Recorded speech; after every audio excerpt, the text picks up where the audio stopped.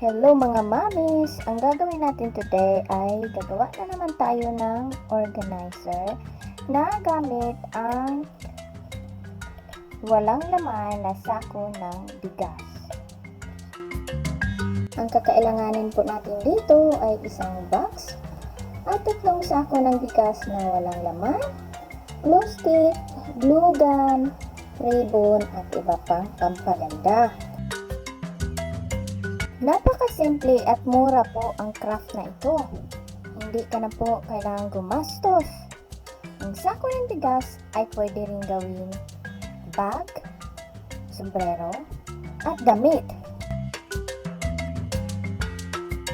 Pero kailangan natin may sipag at tiyaga para maging kaaya-aya ang resulta sa project natin. Ang susunod natin gawin ay lagyan ng pampatibay ang loob ng ating organizer at pagkatapos nito, lagyan din natin ng pampatibay ang puwitan ng box.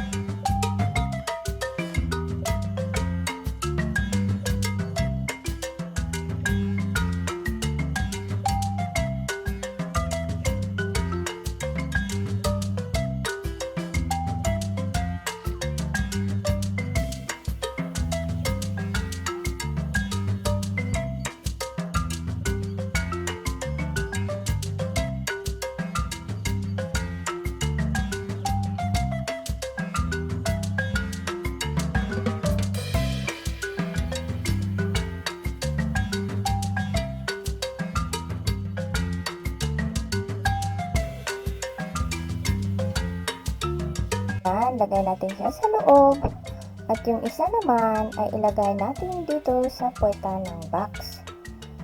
So napakadali po siyang gawin. Ang kailangan mo lang talaga ay sipag at tiyaga ang puhunan pag ito ang ating gagawin. Kaya po black cardboard ang ginagamit ko kasi gusto ko po matibay ang ating project. Gumawa po ako nito para dekorasyon sa ating project at galing po ito sa sako ng bigas. Ayan, gagawin ko po siya ng bulaklak. Ayan ang aking pagkagawa. Tapos ilagay ko siya dito sa may nabakanting lugar. So ayan. So ayan po ang resulta. So bawat gilid nito ay mayroong ganyang estilo. Pagkatapos niyan, gumamit po ako ng cord para additional na pagandahin ang ating project. Yung bulaklak naman ay galing din po siya sa sako. So at nilagyan ko ng butonis ang gitna. So ayan, at nilagyan ko rin ng ribbon ang gilid niya. So diba? Napakamura at napakasimple pa.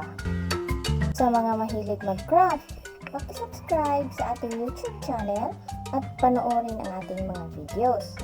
At press nyo na din ang bell button para updated kayo sa aming susunod na videos.